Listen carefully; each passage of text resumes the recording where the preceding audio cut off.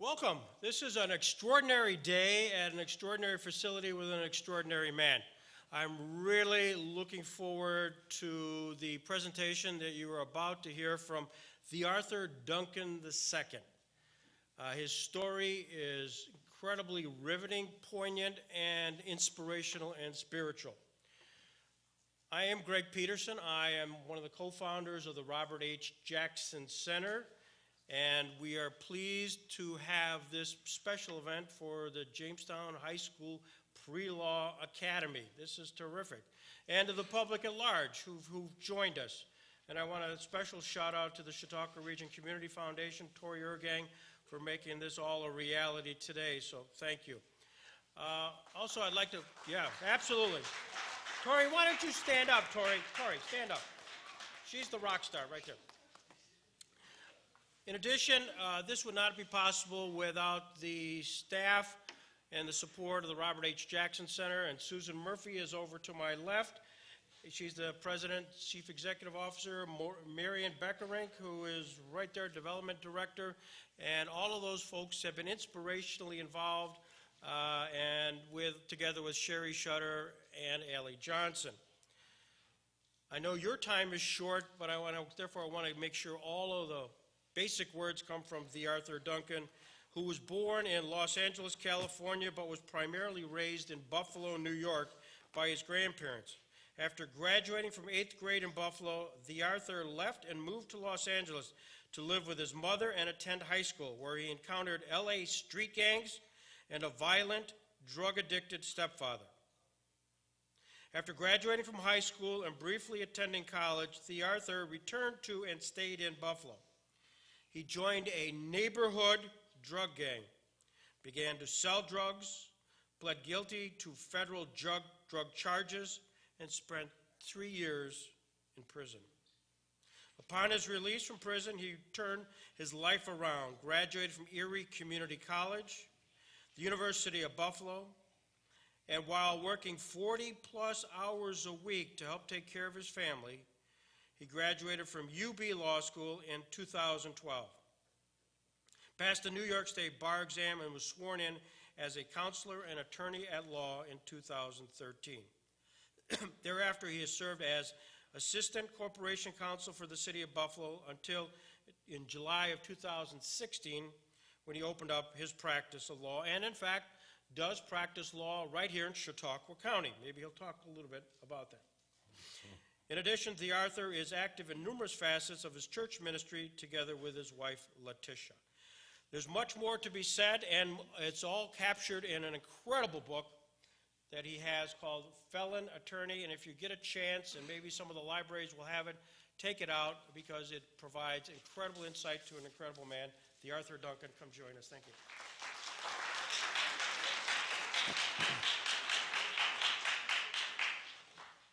Oh, I got this mic I can move around. Can everybody hear me? That's good. So, what they promised you guys to come here this morning? You actually wanted to come hear me speak? That's. What'd you say? Oh, I mean, I'm gonna talk to you. I mean, yeah. I just ask if you got a comment, like raise your hand. But yeah, I don't mind. I want to interact with you guys. Okay. My book, Felon-Attorney. Which one is more? Which one would you say stands out more, the felon or the attorney? The felon, right? I am still both. I did not get my record sealed, expunged, erased, pardoned. I am still a felon. Man, it's funny, I was thinking about this the other day. Like some of my clients, they're on parole, and a lot of your conditions of parole is that you can't be around other felons. And I'm like, am I going to get my client violated?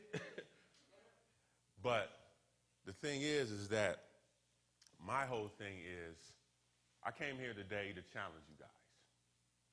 What's the challenge? The challenge is that despite your circumstances, despite what you may go through in life, despite the hurdles and anything that in your life that may hinder you from seeking things, from peer pressure, the people trying to steer you in the wrong direction,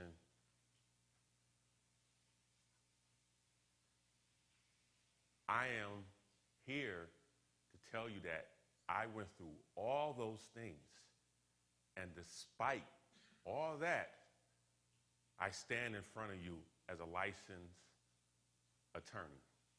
And as Greg was saying, I'm actually conducting a homicide trial in Mayville for the next 3 weeks. I represent Rebecca Ruiz, the young lady who was accused of homicide in Dunkirk.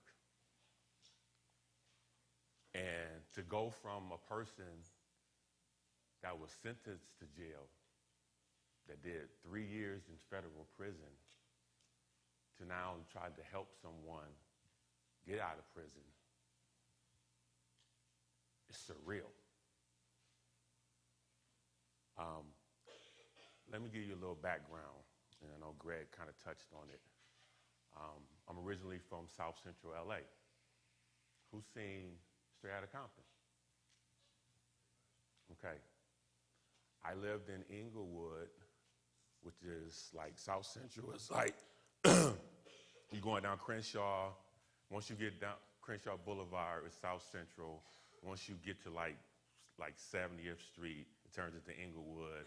Then after Inglewood, if you go east, you run into Compton. So Inglewood is like kind of in between South Central and Compton, but it's all basically the same area. If you don't know the geographics, you just think you're in LA because it all kind of looks the same. I was born out there in '69.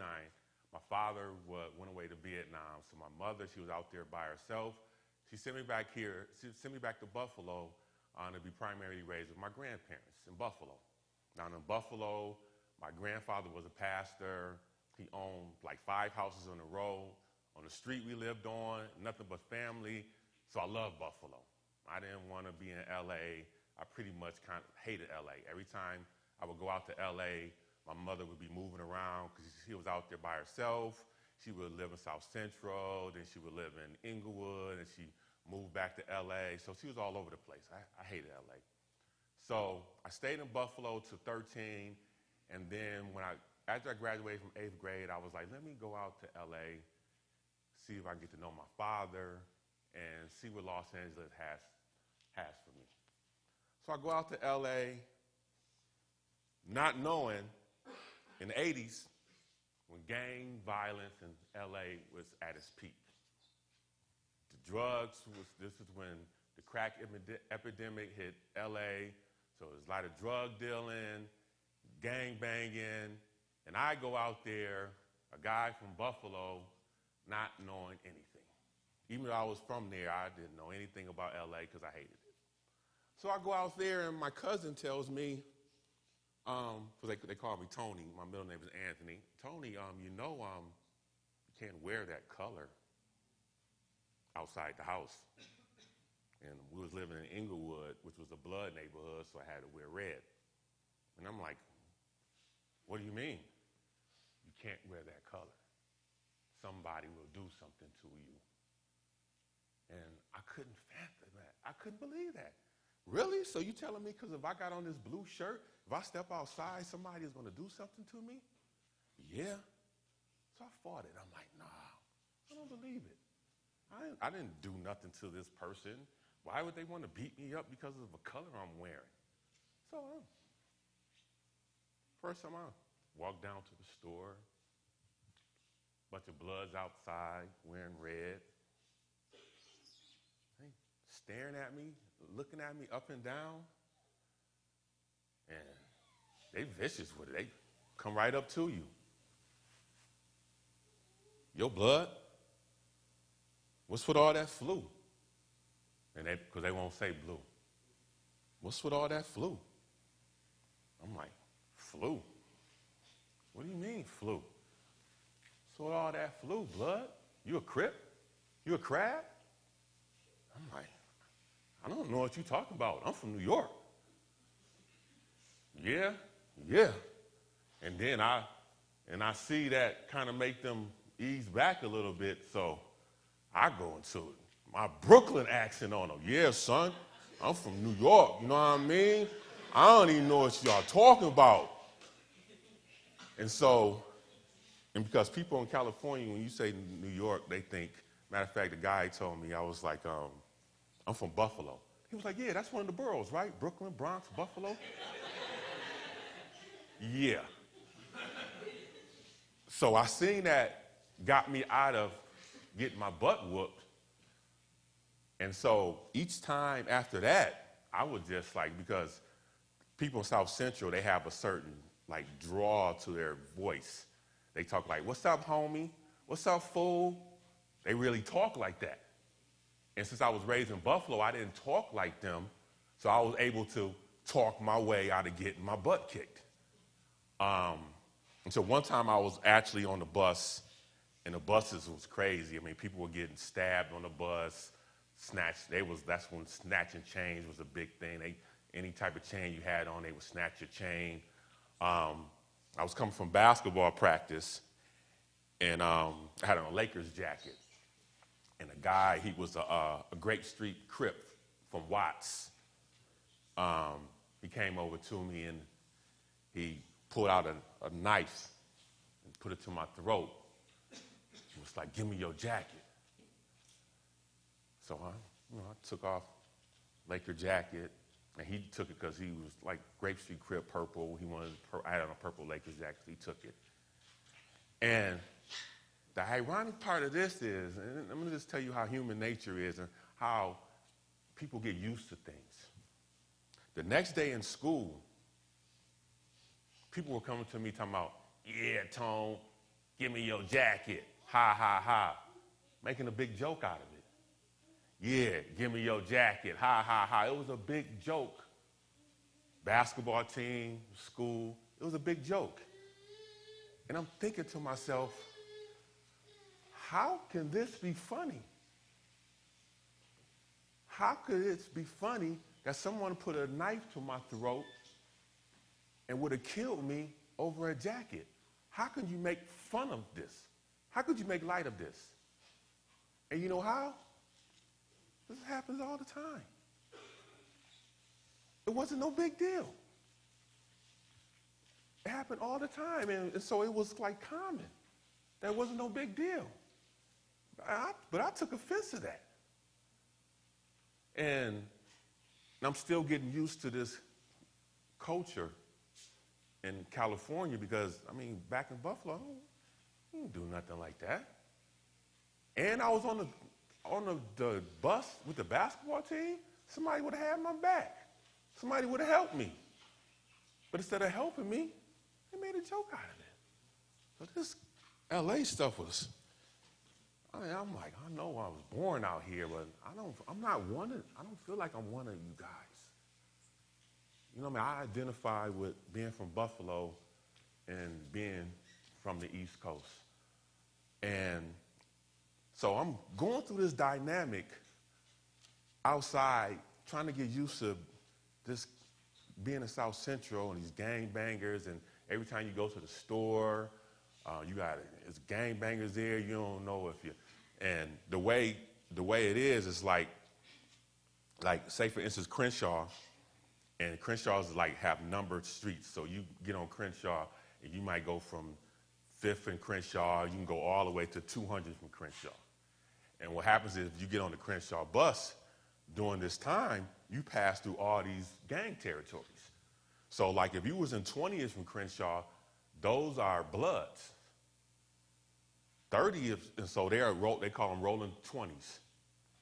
The rolling 30s is Crips. 40s is Bloods. 50s is Bloods. 60s was Crips, so on and so forth. So you get on the bus, you ride from 10 streets, you don't know who's going to get on the bus. from here to here, you might have on blue, you good. But as soon as you get to the 50th in Crenshaw, some bloods might get on the bus. Then you done. And they'll just ride the bus from 50th to 59th, and then they'll get off because they know once they get to 60s, that's Crip territory. So you get on a bus, you just don't know what's going to happen. And so every time I'm going somewhere, I'm going through this dynamic, and lo and behold, like I said, this was the time that the crack epidemic hit South Central LA in the 80s. My stepfather, he's had his routine that he would get paid on Fridays, and strike that, he wasn't my stepfather, he was my little brother's father.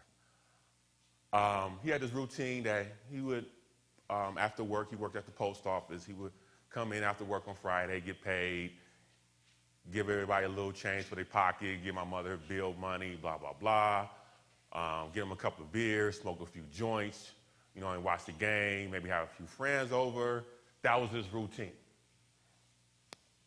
One day I come home from basketball practice, and I noticed these glass pipes on the table and this white substance on the table.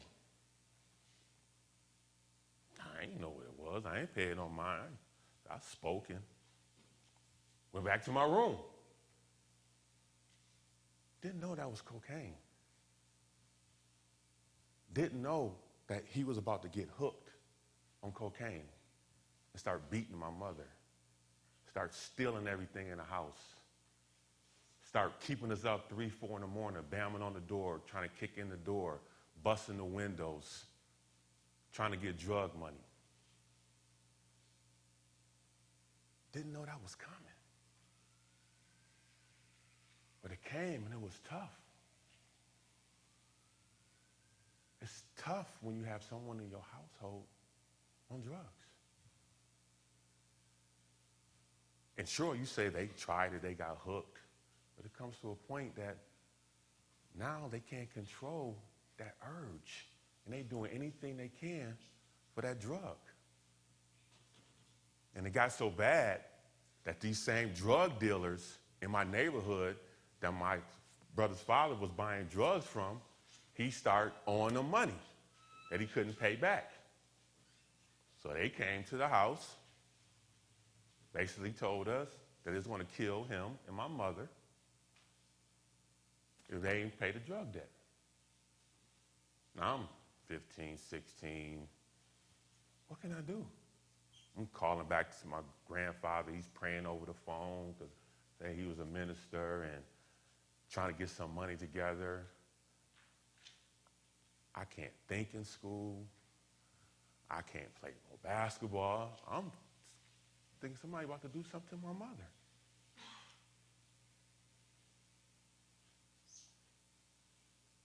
And after a while, his family was able to pay his drug debt. He left LA. And after going through all that, LA was like, had a real bad taste in my mouth. And to this day, if I'm asleep and someone bams on the window and wakes me up, I think about my brother's father. Because every time I used to go to sleep, he used to wake us up, bam on the door, on the window, trying to get in. Still to this day. And I'm talking about something that happened over 20 years ago. More than 20 years ago. 30 years ago. So after all that, and I know someone in here has to be thinking, this dude standing in front of me went through all that in LA because of drugs, and he had the audacity to become a drug dealer himself? Who in here is thinking that? Nobody? Huh? You gotta be. That I became a drug dealer and subjected somebody else's family to the same stuff I went through and sold poison. Did I start off wanting to do that? No. I came back to Buffalo and started working little jobs and stuff, and I came back here, and I thought my cousin had a studio, came back here, thought I was gonna make me a rap album, maybe play some ball. I didn't plan to stay. I was just coming back to Buffalo for a little while just to get away from LA, and then I was gonna go back. So I started hanging around my friends that I went to elementary school in Buffalo. And one day, we finished playing basketball. We walked down to the corner, got some weed, out there smoking some blunts and drinking 40s. And while we standing on the corner, this old guy, old bummy looking guy, comes over to my friend and says, yo, you got a dime? So I'm thinking to myself, why is this bummy dude come out here asking my friend for change? I mean, you would think at least you would ask for $1. I mean, what's so important? I mean, what's so specific about a dime? I'm like, I'm reaching in my pocket like, here, I got a dime for you. So I see my friend, like, run around the building and go back to the alley. I'm like, where is he going? I got a dime for him right here. So I kind of fell back and see my friend come back around the corner and go to the guy and hand him something, and the guy give him a $10 bill. Excuse my language, I'm like, oh, shit. Y'all selling drugs? And I became an outcast. They all looked at me like, yeah, Tone. Man, we out here getting this money. You need to get some of this money too. And I'm like, first thing I thought about was LA. All I went through in LA for selling drugs, and I know the detriment that it causes to a family and a person. Will I ever sell drugs? No. And I moved back to Buffalo, and I was living with my grandfather. He was a pastor. And, you know, in the community we in, you know, everybody know each other. Everybody know my grandfather's a pastor. And it was so prevalent that, like, even before I started selling drugs, when I would go hang out on the corner with my friends, it didn't look good, me hanging out there. And so everybody knew my grandfather's van. So I'd just be hanging out with him. I wasn't selling drugs, but people would be like, yo, Tone, here come your grandfather. So I would go run around and hide because I didn't want him to see me out there on this corner where these things was going on, even though I wasn't indulging at the time. So lo and behold, here's the lesson of peer pressure. I said I would never, ever, ever sell drugs. But what did I do? I hung around 9 drug dealers. And guess what? I became the 10th. If you surround yourself with certain type of individuals, you're around them for a reason. You have something in common with them. You have likes. You like to do the same type of things. You're guilty by association. This is what you like to get into. Well, you have to see that there's consequences to that.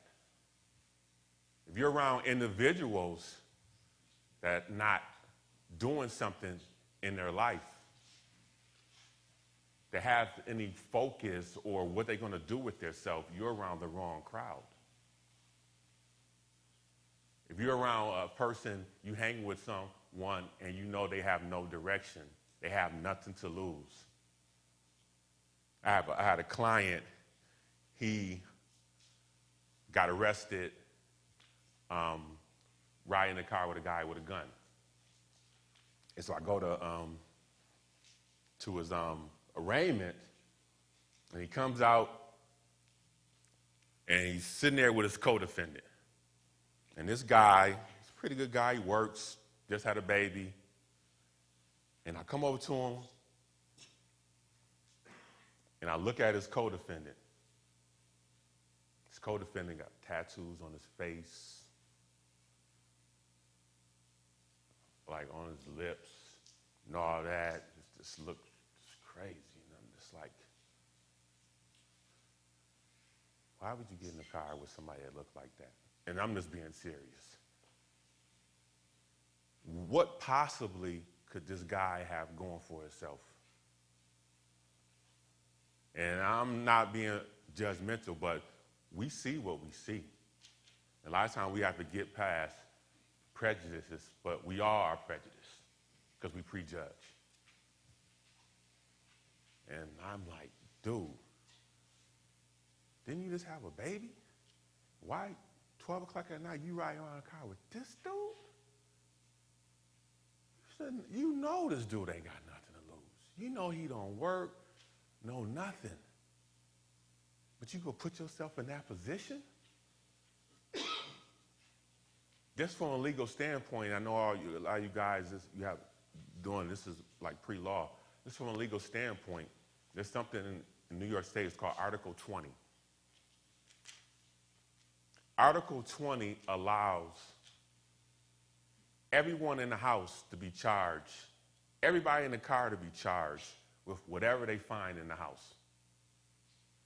If you're in the car, for you guys, you think, oh, it's a gun in the car or it's drugs in the car, it only could belong to one person. No. Everybody is getting charged. Everybody is going to jail. In the house, they find a gun. Everybody is going to jail. Until what? Huh? Until somebody pleads guilty for it? Maybe. I mean, first of all, you have to go through the proceedings. They may do DNA down the line. Someone may take the gun down the line. But that's not going to stop them from arresting you. And still, it's called constructive possession. So if you're in the house, they can still, if someone say it's my gun, constructively, you still charged with it.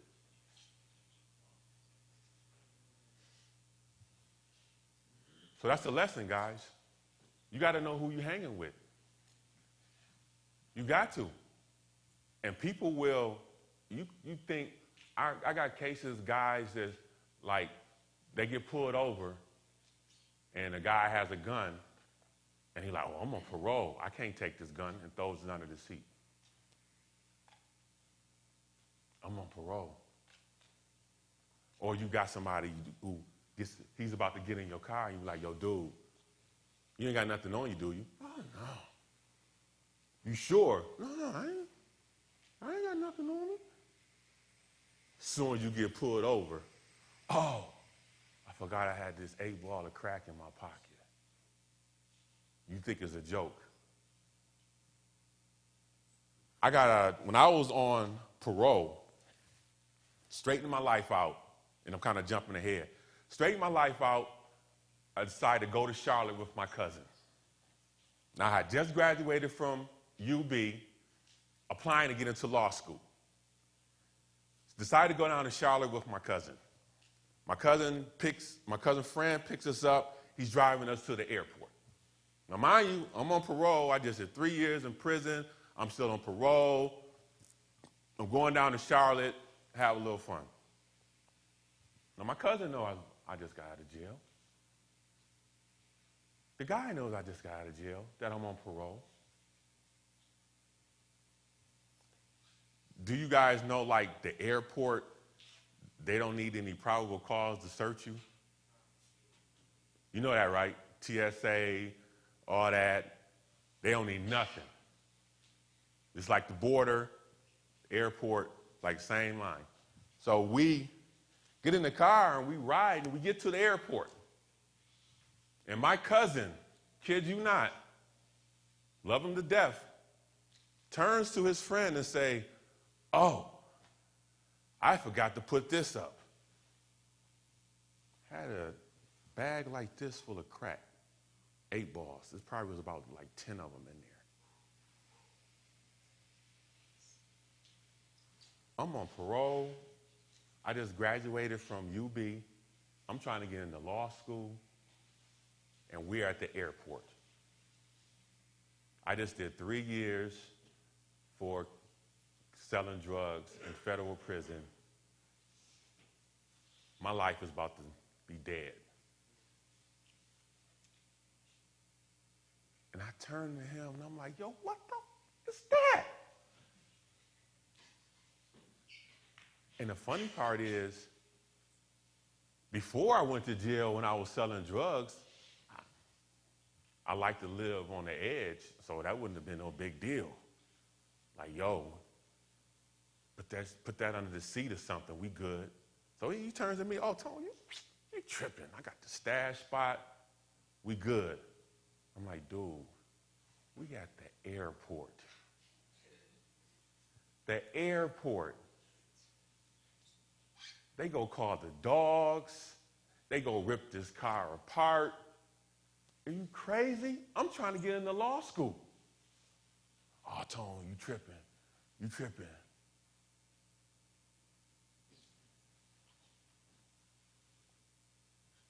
It's tough.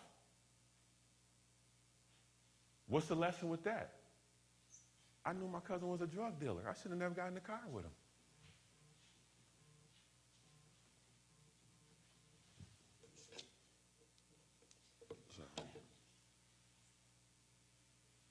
So again, you got to watch your surroundings and the people you associate with.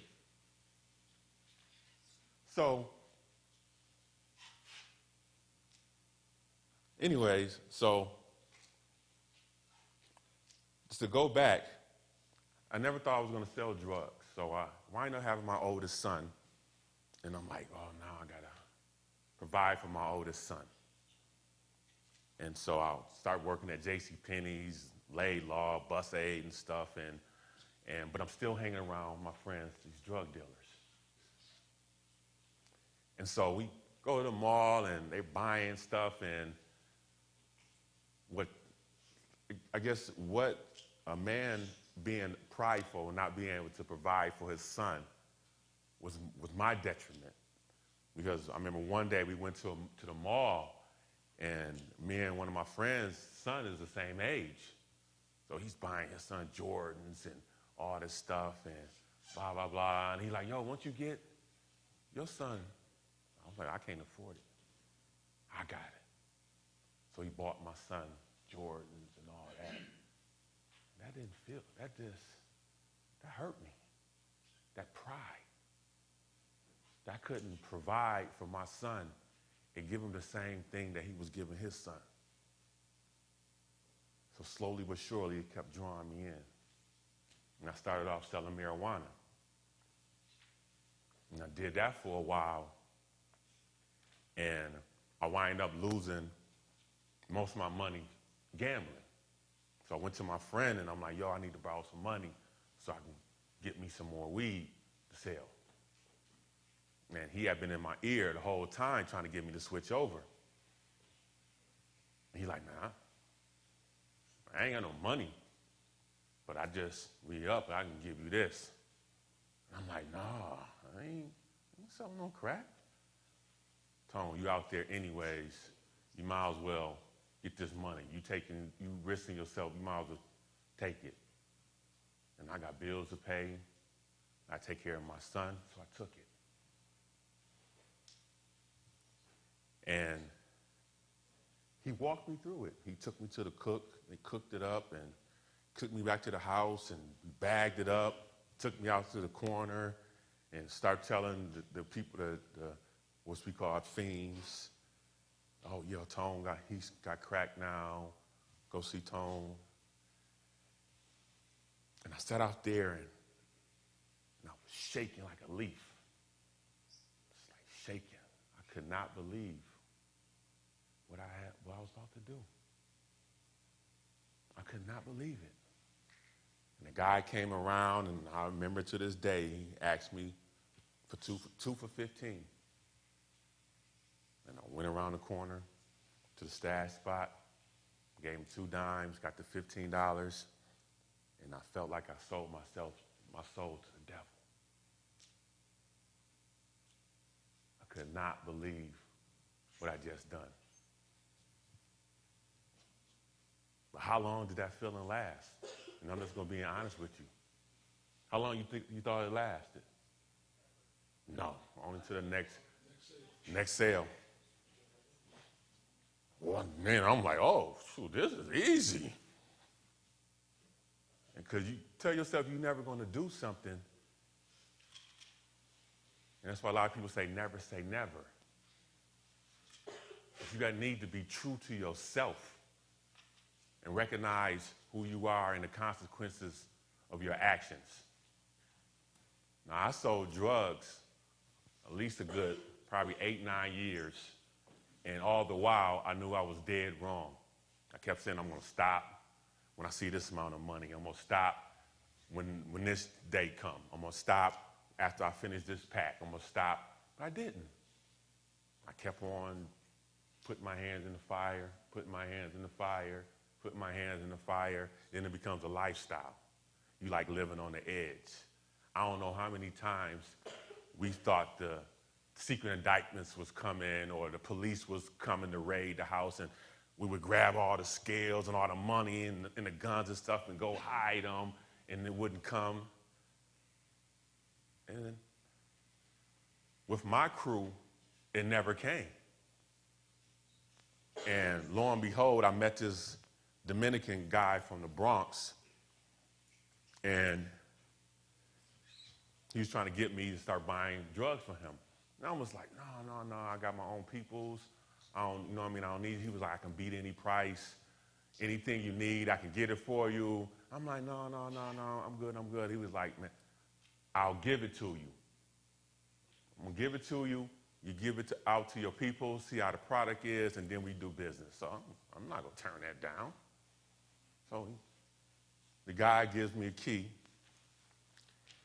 and it was terrible. I mean, it was soft, had all this baking soda on it, so I couldn't sell it. So he calls me on the phone, he goes, T, what's going on? How's it going? I was like, not good, but I have something for you tomorrow, because I just start like basically giving it away. And let me go back. This is important. And I hope you guys take all the little things I'm telling you during this speech. He calls me on the phone and says, T, how's it going?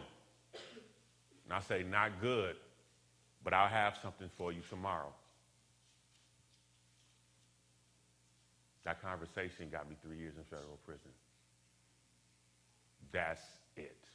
They didn't find no drugs on me, not a pebble, a piece of anything. I did 3 years in federal prison for a phone call. Conspiracy. When the guy took his plea, he told the federal authorities what the conversation was about. They arrested me. My brother was my co-defendant. My cousin was my co-defendant. And they even arrested my aunt because she knew what my cousin was doing. So all you young ladies who wants to date a drug dealer, they will put you in jail too. All you young men who want to sell drugs, they will put your mother in jail to put the pressure on you. You have to think about your actions and who and all they affect. So the federal authorities came to my house 6 o'clock in the morning, and I'm living down the street from my grandfather, and arrested me, my brother, his daughter, my aunt, and my cousin on our street, and my grandfather is a pastor of a local church. How do you think that made us feel to embarrass my grandfather like that? One thing I learned in jail was your parents, you are the apple of your parents' eyes. Your parents, and I know you guys can identify with this, your parents talk about you all the time, whether good or bad. They're on the phone with their sister, their friend, telling your business. all the time. I can't believe Cindy ain't clean her room. I told Joe to do the dishes. They ain't doing nothing. He just got in trouble in school, blah, blah, blah. You are their life. So now, I'm in federal prison, and when someone asks my mother, how's Tony doing? What is she supposed to say?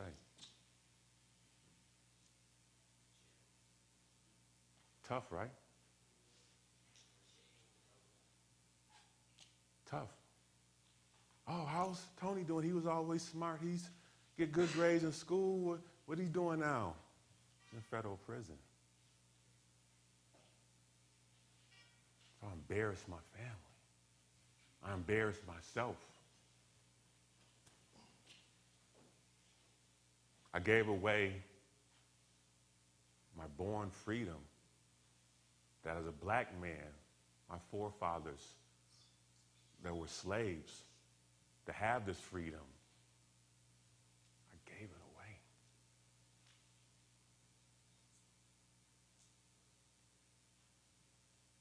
Now I'm in federal prison trying to survive. And let me tell you about the type of federal prison I was in. And you might say, oh, you was good. You went to that federal prison? They call it the country club. It's federal prison camp. It's for nonviolent criminals, white-collar criminals, so on and so forth. Prison camp, work camp. I was there for 3 years. There's no bars. There's no wall. If you want to, you can wake up in the morning and say, I'm leaving.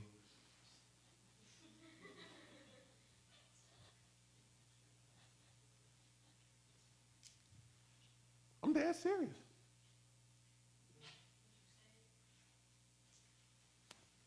Here's the thing. Exactly.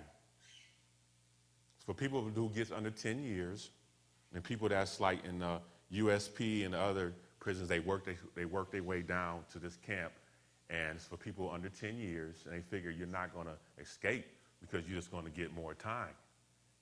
Here's the other thing. It's a dormitory setting. So each dorm, they have like top and bottom bunks, and then you have this shelf and a desk, and then you have this like a little closet, and it divides like each cubicle. Right? About 150 people each unit. Altogether, probably about 1,000, 1,200 men in this prison camp from New York City, Detroit, Boston, DC, all over. When you're in jail and it's time to go to sleep and there's bars, close the bars. As long as you and your bunkie is good, get you a good night's sleep. Am I right? In a dormitory setting, when someone wants to get to you, there's nothing to stop them from getting to you. As soon as you lay down to sleep, someone can walk into your cubicle and beat the hell out you. When do you sleep? People were sleeping in the middle of the day because they couldn't sleep at night. People have people watching out so people can get sleep. They were beating people in the head with locks and socks. They were stabbing people with shanks. They were setting people's beds on fire. It's wide open. And what happened is when people would come to visit someone, they had this road that they would drop stuff off on the road.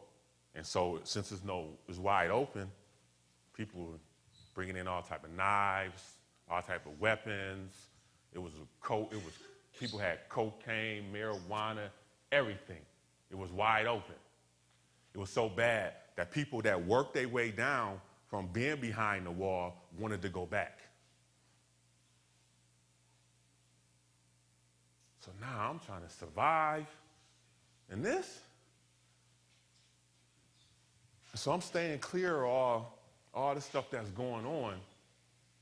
And then what happens is when you get your paperwork, your PSI, when people want to know that you're a snitch, they look for something called 5K1 points. So they ask for your paperwork, especially the Italians. Now, I was in there with, like, this guy was John Gotti's cousin. I mean, they was, like, serious that the Italians, soon as someone came in, they wanted to see your paperwork. So what happened was they was pushing up on people so much that the warden banned everybody's paperwork. So if you had your paperwork, they was going through everybody's stuff, taking your paperwork, or you had to send it home. One of the guys got mad, put a slip of paper under the warden's door, and said, "I'll burn this motherfucker down." Excuse my language. 2 days later, they set a fire in the rec room and burned up the TV in the rec room. The only unit that was not on lockdown at the time was my unit. And they didn't know who did it, so they randomly took 20 of us to the hole. 20, like 8 blacks, about 7 or 8 Puerto Ricans, 7 to 8 Italians. Now, they put me in the hole under investigation. Under investigation, you could stay in the hole up to 6 months for something I had no knowledge of. In the hole, you're locked down 23 hours a day. They feed you through a slot in the door, and the only hour that you get is they take you out in the yard. Now, mind you, I'm in Pennsylvania in the dead of winter. They take you out in the yard, and they put you in this gate, probably about like this big. They put you in the gate just to get you some fresh air, and you stand out here in the gate for an hour just to get some fresh air. Then you go back up to the hole. But, huh? There were no phone calls in the hole. They let you take, I was in there for 3 weeks. They let us take a shower once a week. And they gave you, you know what I mean, other people's drawers to put on. So I was in there for 3 weeks for something I didn't do. And I always tell people that was my bottom. That when I decided that I would never, ever, ever do anything to risk my freedom, and that when I got out of jail, I was going to turn my life around. So I got out of jail, and now, in which we had to talk about this, not earlier, on Constitutional Day, when I did this program for Judge Scretany. Now, even though I'm out of jail, and I've paid my debt to society, so to speak, now what am I? What is my stigma? What is my label? I am a felon. With a high school diploma and no job skills. What am I going to do with myself? How am I going to stay out of jail? What's going to stop me from so many people to go back to doing what you was doing that got you in jail? What am I going to do with myself? Now, mind you, I told you, I caught my case with a guy outside of my crew. So when I got back to Buffalo, what was my crew doing? They were still hustling. They was picking me up from the halfway house, and my halfway house counselor said, "TheArthur, someone in a different truck picks you up every day. You're going back to jail." And I said, "How you just want to tell me I'm going back to jail? You're supposed to be my counselor telling me positive stuff." She was like, "I've seen it too many times. Your friends, they're still out there. You're going to have to separate yourself from them or you're going to jail."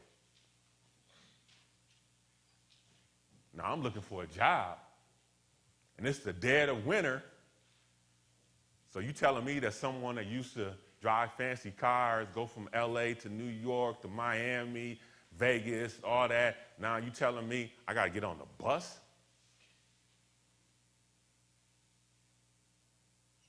being this big-time drug dealer that's throwing away money. And I'm not going to brag. The stuff is, I think I used to spend at least like $200, $300 on weed every day. Just throwing money away. Just throwing it away. Like we used to go into a club and buy bottles of Moet and just throwing money away. And now, standing on the bus stop. Standing on the bus stop. And I had one time I went to try to get a job in a mall, and I filled out an application, and the lady was like, "Oh, Mr. Duncan, I'll interview you right now." And I said, "Okay." So she looks at my application, and I'm just waiting for the question to come. Because have you been convicted of a felony? So I'm waiting for her to get to it. So she looks it up and down, asks me, "Okay, you live on this street, blah, blah, blah. You've been convicted of a felony?" And I'm like, "Yeah." And under that it said, "What?" So I tried to use like the big words, conspiracy to possess an intent to possess a controlled substance. Like she wasn't gonna like catch on to it. So she was like, "What is this? This intent to possess and distribute a controlled substance. What is this?" I was like, "That's what it is. Intent to control substance." She was like, "What was the substance?" I was like, "It was just some drugs." She's like, "What kind of drugs?" "It was crack, wasn't it?" "Yeah." "So you were a drug dealer?" "Yeah." Say no more. I got up and left. And as I walked out, it dawned on me, this is going to happen to me for the rest of my life until I do something about this situation. Here's another thing.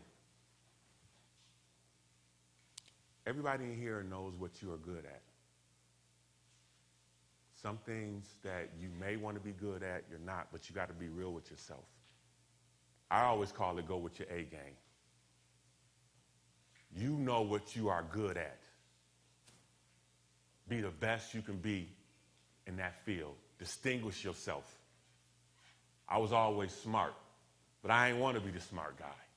I wanted to be a rapper.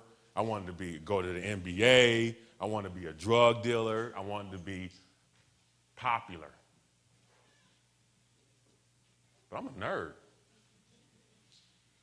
I was always smart. My name is TheArthur. You can't get no nerdier than that. I was so smart in school, never studied. Everybody used to copy off my paper. I got pissed off, and I started writing the wrong answer, letting people copy it, let them turn the paper, then I erase it, then I write the right answer. That was my A game. But I didn't want to go with my A game. So now I'm in this position that I got this felony, and I'm like, what am I the best at? Duh. I'm smart. So I enroll in school, ECC, and fortunately I got this professor, because I enrolled late. I got this professor, and I had him for 2 classes. I had him on Mondays and Wednesdays for sociology, Tuesdays and Thursdays for U.S. history. So me and him got real cool. He said, "TheArthur, what are you going to do after you graduate from ECC?" And I said, "Well, I always wanted to be a lawyer, but I can't." He said, "Well, why not? You're doing well in my class. You're a very intelligent young man. Why can't you be a lawyer?" I said, "Well, I'm a convicted felon, and I just did 3 years in federal prison." Here's the thing. And this is how you know if someone is in your corner. Once you tell them, disclose something, you tell them something bad, their reaction. So when I told him I was a felon, he didn't dead the conversation. Like, oh, okay. Well, there goes that. No. He says, does that stop you from becoming an attorney? Please, if you don't hear anything I say today, please listen to this. Don't assume anything. Please do the research. Please look into it. If you get one person tell you something and it don't sound right, please go to somebody else. I assumed that I couldn't be a lawyer with a felony. And he looked into it for me. Please, I spoke to a junior college in Buffalo, and I'm not going to name the junior college. I spoke to their criminal justice department. One of the counselors came to me and said, TheArthur, you got to come to the school and speak to our criminal justice department. We've been telling these kids all wrong. This is a college. We've been telling these kids that you cannot become a lawyer if you have a felony. That if you have any type of legal issues, forget about going into the law field. And there's no telling how many people they have discouraged over time with bad information. Can you get financial aid with a felony? Anybody know? Yes. Yes. You know how many people told me they can't get financial aid with a felony? And I said, how you think I got through school? I ain't pay for law school. I'm still paying student loans, but I got financial aid. But you want to argue with somebody that went through it because you're trying to find an excuse of not trying. Do the research. Do not listen to what they say. They don't know what they're talking about. Look into it. So he looks into it and he says, TheArthur, I have good news for you and I have bad news. And I said, well, what's the good news? He said, well, the good news is that there's no absolute bar to becoming an attorney with a felony. Now, because of my story, I got friends that became registered nurses that are felons. But they were told the same thing I thought, oh, you can't become a nurse.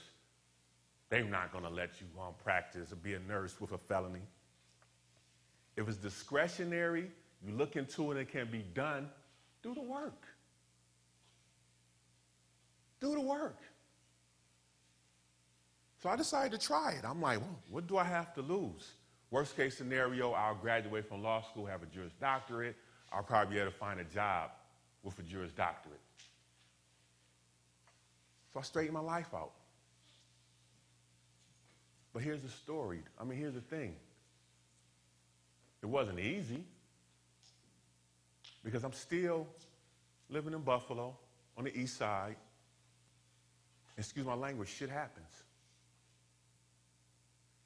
The time when I went to the airport with my cousin, that could have turned out wrong. I went to a party. My other cousin was giving a party on the other side of town. Now in Buffalo, we have like what we call uptown, downtown, then like other areas, but I'm from downtown Buffalo. That's what they call it, down the way. And this party was up on Bailey Street, and they call it uptown. So sometimes we beef with each other, but it wasn't nothing really crazy. So my cousin gave a party up there, so I decided it wouldn't be no issue. You know what I mean? I'm not in the streets no more. I'm going to go and have a good time. So she had the party. It's like 4 o'clock. Everybody's leaving. My brother, she's trying to talk to this young lady, and a guy from Bailey, uptown, is basically like making little remarks. So my brother's attention turns to the guy, and they get to arguing back and forth. Now, the guy he was arguing with used to date my ex's sister. So I kind of knew the guy, like, yo, this is my brother. Man, let's all go home. It's no big deal, blah, blah, blah. Everybody been drinking. Y'all making a big deal out of nothing. Let's go home. Well, his friend decides, no. This is uptown Bailey. Y'all from downtown. Y'all shouldn't be up here anyway, blah, blah, blah. And I'm like, man, grow up. This spills outside. So they still going back and forth. And kid you not, it's straight out of a movie. This guy's yelling, yo, Bailey, what's up, uptown, blah, blah, blah. Like it's some gang stuff. And my brother is yelling, what, downtown, blah, blah, blah, what? And they going back and forth. And I'm like, we grown men. I'm 35, damn near 40 years old, and y'all going gang back and forth talking about some neighborhoods? Go home. But they didn't. And they kept going back and forth, and my brother, man, I was ready to leave. I had a plate of food in my hand. I'm walking out. My brother reaches over me and punches this guy. And when he reaches over and punches the guy, he knocks my plate of food out of my hand. So when the food hit the ground, I jump over to the left to avoid the food being splattered on me. Everybody over here on the right got shot. My brother got shot. My cousin got shot in the shoulder. And one of my closest friends got killed.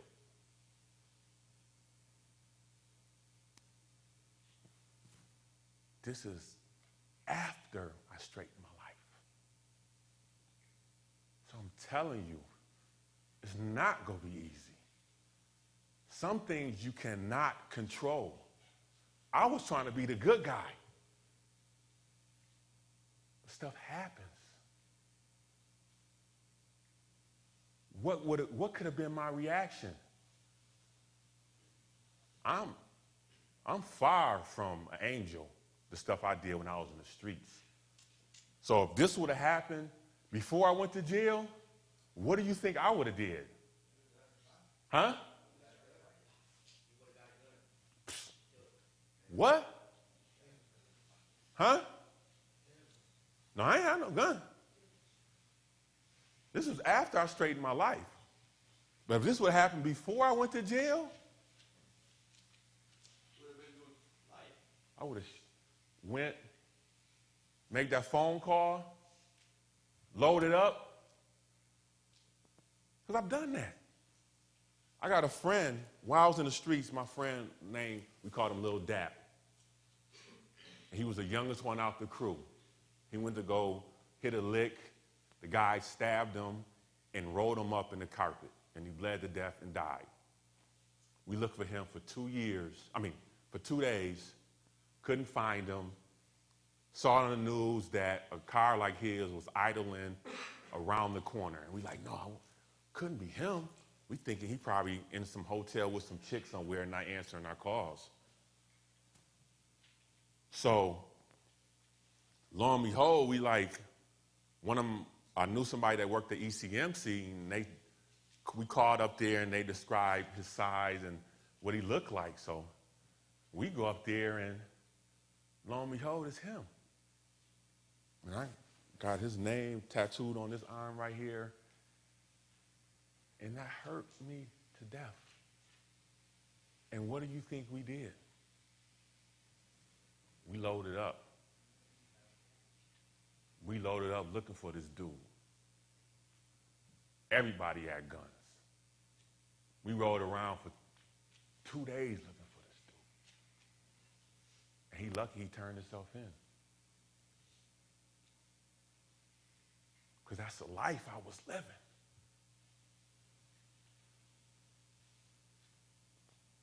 But now this happens now.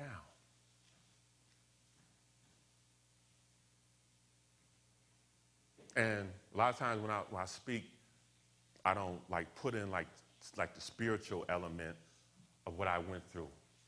Because by the grace of God, I'm still here. Like this the scar I have on my head right here. Before I went to jail, I got jumped in a bar, like hit in the head, like 3 dudes beat me with pool sticks. And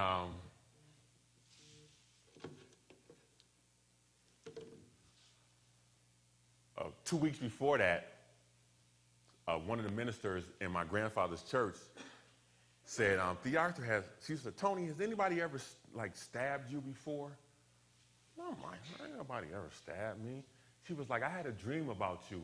I seen someone being stabbed, and I saw you. And I'm like, ain't nobody ever stabbed me before. They better not even think about stabbing me. I rolled 10, 15 deep every time we go to the club. We the ones that's like, oh, here come these dudes. It's about to be some shit. So ain't nobody ever wouldn't even think about jumping me. The repercussions would be, you know what I mean? You couldn't bear the repercussions. So I thought I was untouchable. So I go to the bar, and that night, it wasn't that many of us in the bar. They closing the bar, and this dude just got out of jail, and I used to mess with his girl, so he had beef with me. So him and 3 of his dudes jumped me and hit me in the head with pool sticks. I almost lost this eye. I got a scar on my head. And while they was like stumping me and hitting me, one of my friends came over and stabbed the 3 of them. So now I'm in the hospital, and everybody's coming up there ready to go to war. Tom, let's go to war. Let's get these dudes. And what do you think I was thinking about? Yeah, the dream that the minister said.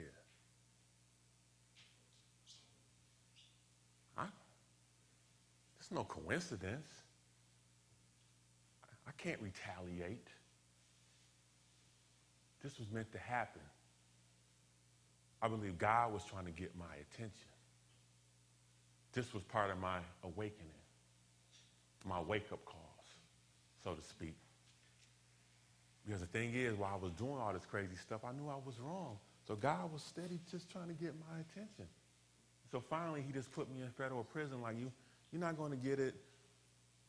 We're going to put you in prison over this phone call. So now here's the thing. Now I'm trying to become a lawyer, but I got this felony. Can it happen? I have to disclose each and every time I speak with someone, hoping that they give me a second chance. And this is what I always, when I speak, I challenge people who can help someone get a second chance. Without someone seeing that in me and giving me a second chance, I couldn't have become a lawyer. Without someone saying that, okay, we believe this guy changed, let's give him a second chance, it wouldn't happen. Now, of course, I had a lot of lip service. A lot of people, oh, sure, I'll write you a letter of recommendation. Oh, sure, I'll give you an internship. Oh, sure, and then you call them back, they don't answer. Had a judge that was supposed to help me get into law school give me the wrong number.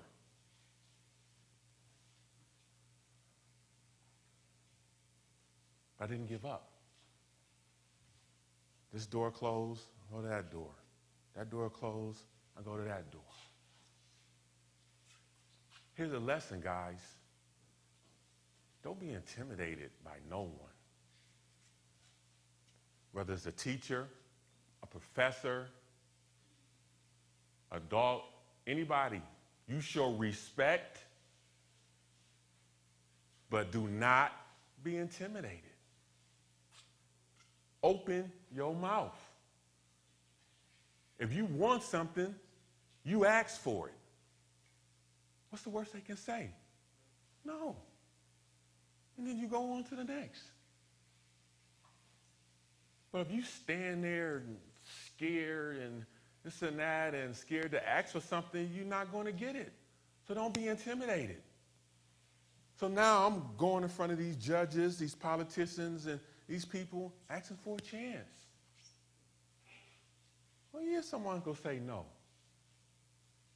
And and the funny part is they're not just going to outright say no. They're like, oh, okay, yes, Mr. Duncan, this and that, and then you don't get the return phone call or return email. So I graduated from UB working at, at this time I had a wife and 5 kids. I was driving a wheelchair van, probably working about 50 hours a week.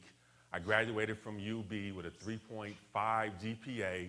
I took the LSAT, and I'm figuring I'm a sure end to get into UB Law School. I'm a hometown guy. I just got a 3.5 GPA. I know I can get into this law school. I went up there, met with the dean of admissions. You know what I mean? I'm here, I'm undergrad. I got letter of recommendation from professors here. I need to stay here with my wife and kids, but I don't get in. So I said, okay, I'm just going to wait and reapply next year. Because I got into some schools.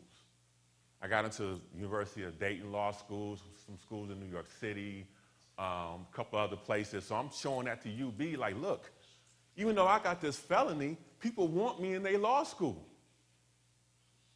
They didn't let me in. And I couldn't leave my family.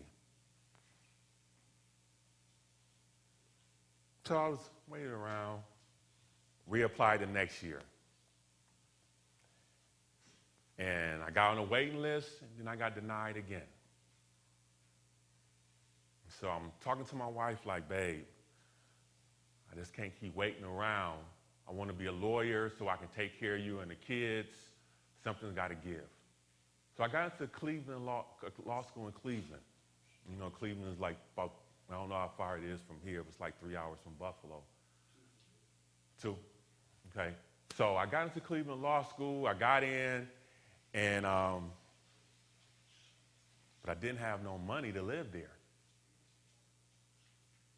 But I had a car. So what did I do? I drove back and forth. I used to get up 4:30, 5 o'clock in the morning on a Monday to make it to my class in Cleveland at 9 o'clock. Had to do what I had to do. And I couldn't afford an apartment the first semester. And because of that, I got like 3 D's and 2 C's because I couldn't study. I was too busy driving back to Buffalo every day or every other day. Or when I would stay there. You know what I mean? I would stay in a hotel sometimes and stay overnight, but I couldn't afford no apartment.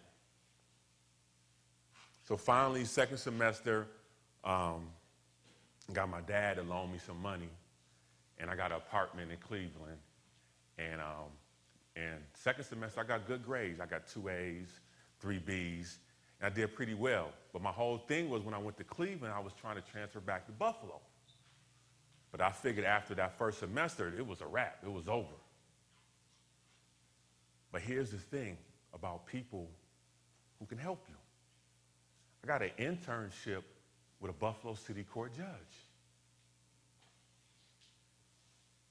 And like I was telling the gentleman right here, I worked hard for the whole summer and did everything I can, and about time it was time to go back to school, I had her call in the law school for me. And I got in. And once I was there, I did well. I became the president of the Black Law Student Association, and I did well, and I got a job at the law department of the city of Buffalo. I graduated. The first time I took the bar, I failed it by 3 points because I couldn't type.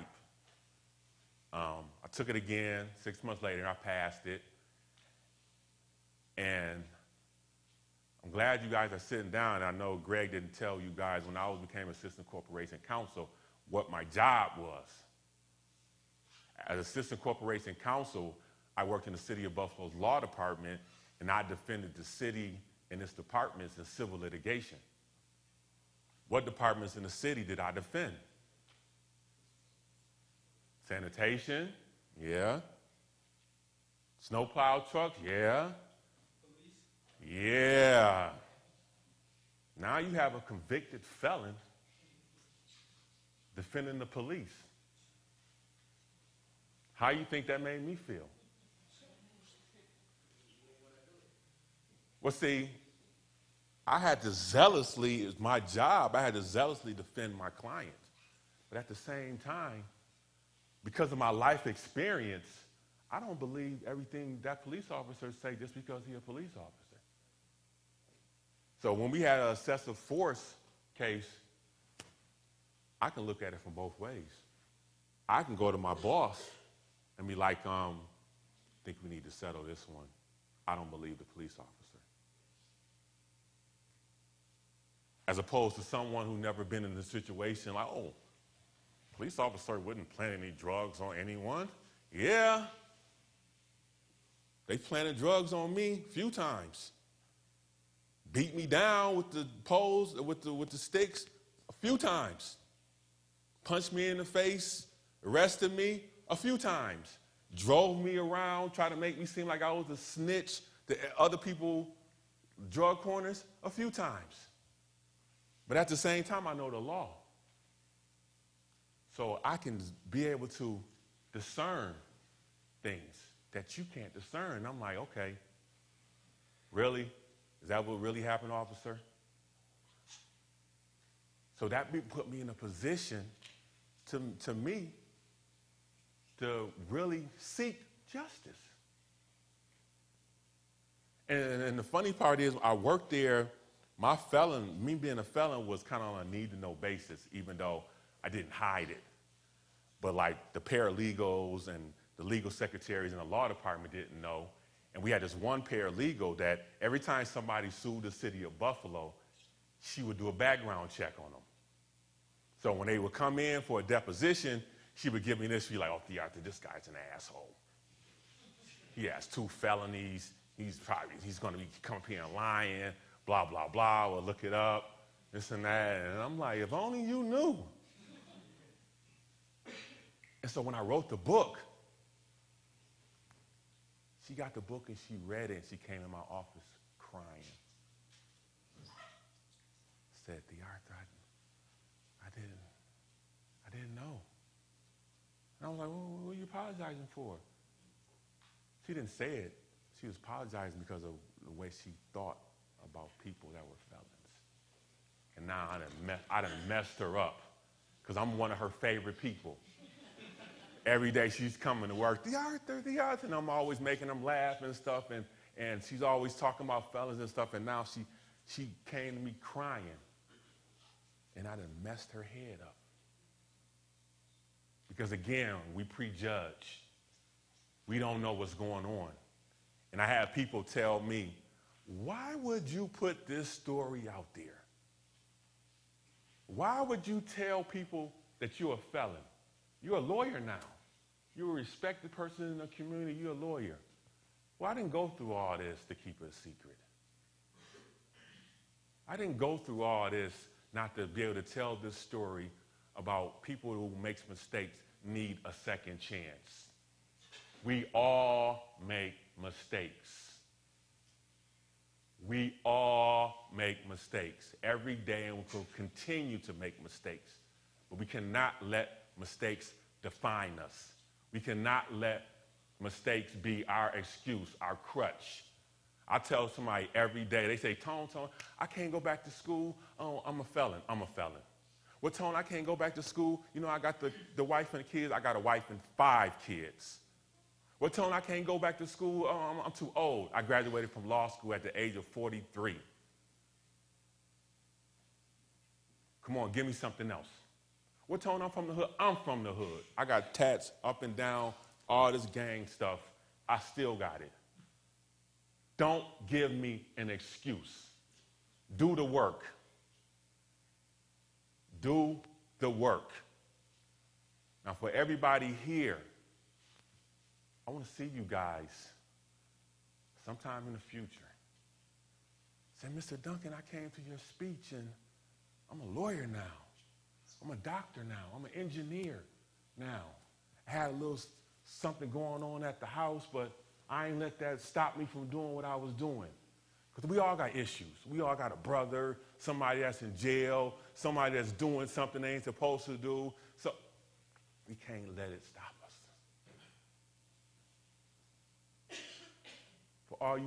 For you guys out there, let me ask you a question. Who's the most important person in the world to you? Your mother? Who else? Anybody else? Your father? Who you say? Your mother? What about you? Your mom? Anybody else? You in a yellow jacket. Who's the most important person to you? Your mom? Is that right? Is this a right or wrong answer? Is it open to opinion? I say it's wrong. Huh? Right. You are the most important person in the world. If you don't have yourself together, how do you help your moms? Huh? How you gonna help your dad? Get yourself together. Get your career, a job, then go help your mama. Because at your current state, your status, your mother is worried about you. What can you do for your mother at this point? Your mother wants you to do good. If your mother is worried about you not doing good, if your mother is still taking care of you,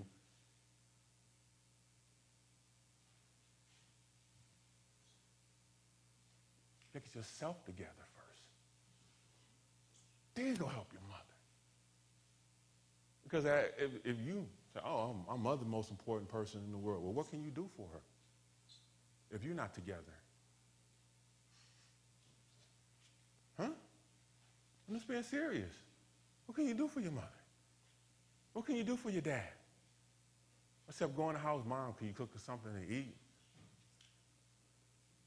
What about getting yourself together, getting a career, buying your mother a house, a car? Getting yourself together. Show her she's important so she can brag about you. Like I was talking about before. My mother can brag about me now. What's Tony doing? Oh, he's an attorney. He turned his life around. He's an author. He's an attorney. Now my mother can brag about me. And I feel good. But what hurts me to this day, and it still makes me teary-eyed, that when my grandmother and grandfather died, I was still doing wrong. And I know everybody say, well, Tony, they looking down at you in heaven, and they say you changed your life and you're doing good. They didn't get to see it. They didn't get to come to a graduation, see me in the paper, see me on TV. Because even though I changed my life, I changed it too late for them. And that's who raised me. Even though I'm glad my mother is here to see my father. But I shamed my grandfather. He was there when I went to jail. And he died before I did anything with my life. So if my grandfather was so important to me while I was growing up, oh, my grandfather, he's the backbone of the family. I love him. He takes care of us. How did I show my appreciation to my grandfather? I shamed him and I went to jail. So if my grandfather was so important, I would have got myself together. That's the lesson. Get yourself together so you can help your family. Because believe me, your family is going to need it. You may be the one that's set the example, the first one to go to college, the first one to do good. Be the trailblazer. Be the first one to do it, and then everybody start following behind you. That's what we visual. We need to see it done. And that's why I do so many talk speeches, and I go to high schools and everything, because I don't want people to say, oh, yeah, we heard about this guy that went to jail and became a lawyer. No, I'm right here. Not a myth. It can be done. You just have to do the work. And the funny thing is, when I got to, after I passed the bar, I had to go in front of the Character and Fitness Committee. Now, this is a committee that decides whether I can practice law or not. And this was the discretionary people that basically I could have went through all this for naught.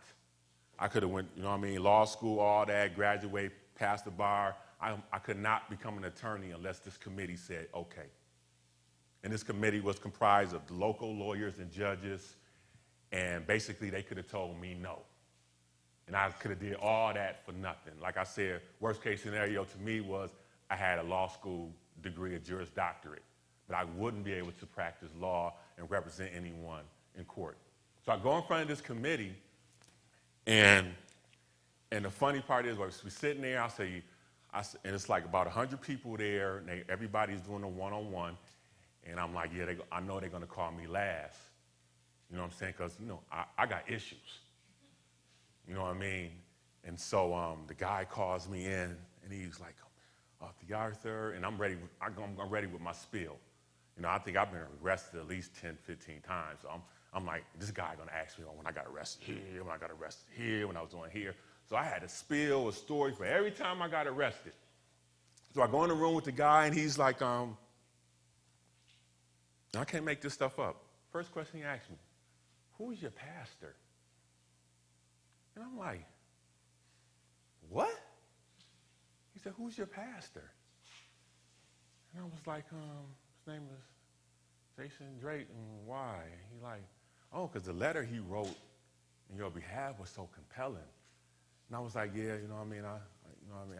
He's a great pastor, blah, blah, blah. So I'm trying to go into my spiel. Yeah, and I take responsibility for everything. He was like, TheArthur, I ain't asked you about none of that. He was like, you are the epitome of someone I believe has changed his life. And I'm going to recommend that the committee license you. But he said, but because you're a felon, you're probably going to have to go in front of the whole committee. So he told me to go back in the room and have a seat. So I said, yeah, I know, here it comes. They're going to call me back in the room. They're going to put the hot light on me. They're going to grill me and stuff. So I went back in there, and there was 2, 3 other guys sitting there. They had to meet with the committee too. And this one guy, I swear to God, he's sitting behind me, and he's telling the other guy about this disorderly conduct arrest he got in law school, that he's worried about not getting licensed. I'm thinking in my head, disorderly conduct? I just want to turn around and just smack this shit. I was, dude, if only you knew what I'm worried about. So I sat there for about 5 minutes, and the guy calls me back in, and instead of taking me back to the Character and Fitness Committee, the rest of the committee, he takes me back in the same room, and he says, TheArthur, the committee already talked about you. Go on home. You're fine. They voted to license you. And I'm like, wow. How did that happen? Well, it happened because my bar application, I had a letter from an assemblywoman. I had a letter from a councilman. I had a letter from a pastor. And I had a letter from 2 judges. Because these people believed in me. They believed in second chances. So again, if you're in the position to help somebody with a second chance, after properly vetting them, write that letter of recommendation. Make that phone call.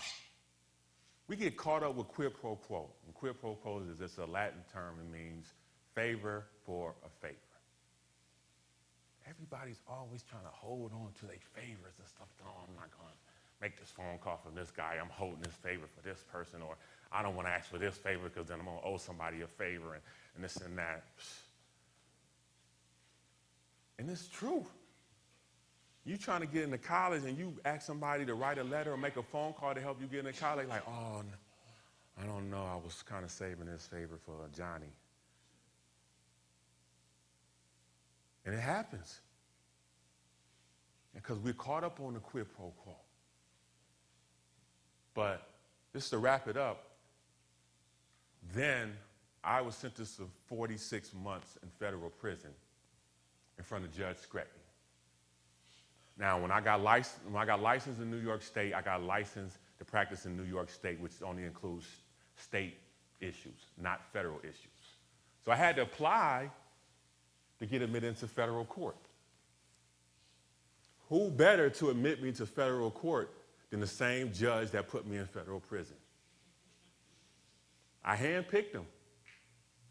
I called the lawyer that represented me on my criminal case, Anthony Lana, and I said, because he goes like Tone. I'm like, Tone, I'm about to apply for admission to federal court, and I want you to be my sponsor and attorney. He said, don't tell me you're going to do it in front of Scretny. I said, yep, we're going to do it in front of Scretny. The total, 360. So I went in front of Judge Scretny, and my lawyer, Lana, said, Judge, this time me and TheArthur is going to walk out here together, as opposed to last time I went to jail for 46 months. And he admitted me into federal practice. And now I actually can call him a good friend of mine. And he's someone that believes in second chances. And you have to believe in yourself also and do the right thing. And if you guys got any questions, I'll be more than happy to answer them.